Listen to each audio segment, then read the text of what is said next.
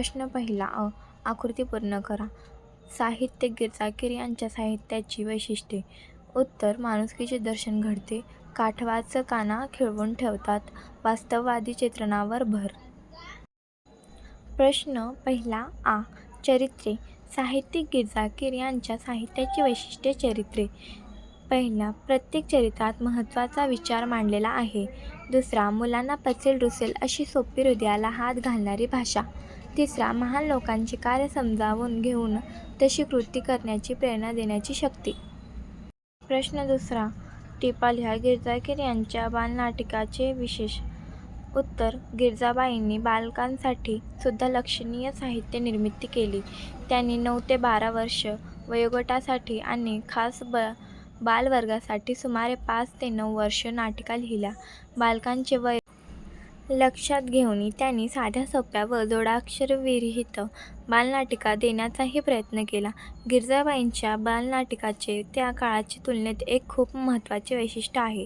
साधारणपणे लहान मुलांना अद्भुतरम्य व चमत्कारावर आधारित कथाने आवडतात, असा समज असतो. गिरजाबाईंनी या समजाला छेद दिला. त्यांनी वास्तवावर आधारित बालनाटिका लिहिल्या. मुलांचे भावविश्व व त्यांच्या गरजा यांना प्राधान्य देऊन बालनाटिका लिहिल्या. त्यांच्या बालनाटिकाचे आणखी एक वैशिष्ट्य म्हणजे त्यांची चित्रदर्शी शैली. त्यांच्या नाटकामधला प्रसंग समोर जिवंतपणे घडत आहे असे वाटत राहते. त्यामुळे त्यांच्या बालनाटिका पाहताना प्रेक्षक खिळून बसतात. एकंदरीत त्यांच्या बालनाटिका वैशिष्ट्यपूर्ण आहेत. येळवब ढबू या गिरजाकर यांच्या बालकादंबरीतील विनोद. उत्तर: कोणाला दुःखी ठेवू नये असा आईने डब्बूला उपदेश केला होता. डब्बूने तो शिरोधारी मानला. व्यावांना देण्यासाठी ठेवलेले मिठाईचे ताट डब्बूने भिकाऱ्यांना वाटले. भिकाऱ्यांना अर्थातच प्रचंड आनंद झाला, पण घरातील मंडळी खूप कांतावली. आईचा उपदेश डब्बूने शब्दशः पाळला. भिकारी म्हणजे माणसेच, त्यांना तरी दुःखी का ठेवावे असा व्यापक विचार त्याने केला. पण लोक जेव्हा असा व्यापक विचार मांडतात तेव्हा त्यांच्या मनात खराखूर व्यापक विचार नसतो. लोक संस्कृत विचार करतात. सर्वांशी प्रेमाने वागावे असे म्हणताना त्यांच्या मनात सर्व म्हणजे घरातील माणसे असतात, किंवा फार झाले तर नातेवाईक, शेजारी पाजारी, मित्रमंडळी इत्यादी असताना जात धर्म यांचा विचार करू नये असे त्यांच्या मनात नसते. यातून विसंगती निर्माण होते. डब्बू स्वतःच्या वागण्यातून समाजातील ही विसंगती दाखवून देतो. त्यामुळे विनोद निर्माण होतो. मधुचे कृत्य संवेदनशील मनाचे उत्तम उदाहरण आहे. या विधानाबाबत तुमचा अभिप्राय स्पष्ट करा. आईवरील प्रेमापोटी कोणतीही कृती करायला मधू तयार होतो.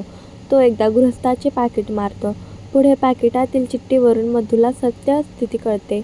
आपण चोरलेल्या पैशामुळे त्या गृहस्थाच्या आईला जीव गमवावा लागू शकतो या विचाराने तो व्याकुळ होतो आणि पाकिटात असलेल्या पत्त्यावरून ताबडतोब पैसे परत करण्याचा तो निर्णय घेतो.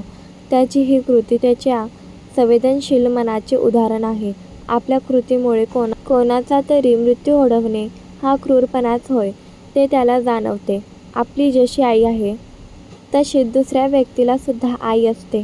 त्या व्यक्तीला सुद्धा स्वतःच्या आईविषयी प्रेम असणारच. आपण स्वार्थाने आंधळे होऊन फक्त स्वतःचे आईवरील प्रेम लक्षात घेतो, दुसऱ्यांच्या मनाचा विचार करत नाही, हे मधूच्या लक्षात येते. यातून त्याची तीव्र संवेदनशीलता प्रत्ययाला येते.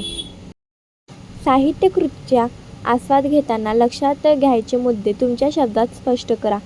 उत्तर: आपण एखाद्या कलाकृतीचा आस्वाद घेतो. आपल्याला ती कलाकृती खूप आवडते. इतरांनीही त्या कलाकृतीचा आस्वाद घ्यावा असे आपल्याला मनोमन वाटते. अशा वेळी आपण बोलतो किंवा लिहितो. तो रसास्वाद असतो. रसास्वाद परिपूर्ण होण्यासाठी पुढील बाबी लक्षात घ्यायला हव्यात. कलाकृतीचे आशय किंवा कथानक, व्यक्तिरेखा मनाला पटणाऱ्या असल्या पाहिजेत. त्यांचा स्वभाव वाचकांना किंवा प्रेक्षकांना भारावून टाकण्याची शक्ती असली पाहिजे.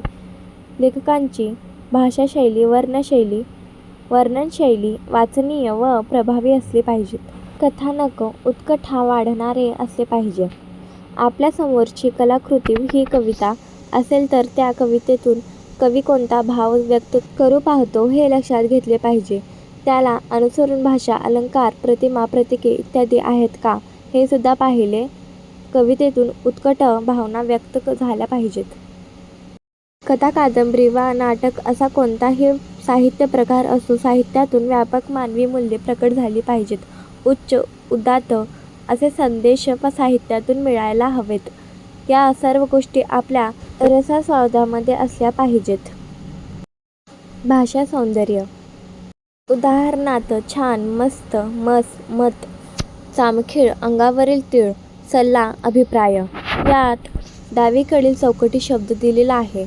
त्याच अर्थाचे 2 अक्षरी जोडाक्षर असलेले शब्द तुम्हाला ओळखायचे आहेत. त्या शब्दातील जोडाक्षरे वेगळी काढल्यावर त्यातून 2 अर्थपूर्ण शब्द तयार होतात. ते लिहिण्यासाठी तुम्हाला 2 चौकटी दिलेल्या आहेत. शब्द ओळखण्यासाठी त्यांचे सूचक अर्थ उजवीकडील 2 चौकटीत दिले आहेत. उत्तर: छान, मस्त, मत, चामखीळ, अंगावरील तीळ, सल्ला, अभिप्राय. खरे डॅश डॅश डॅश ढीग रंजनी.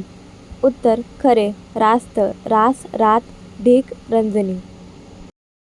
कविता डॅश डॅश डॅश गेरू, तांबडी माती, प्रश्नार्थक अवयव.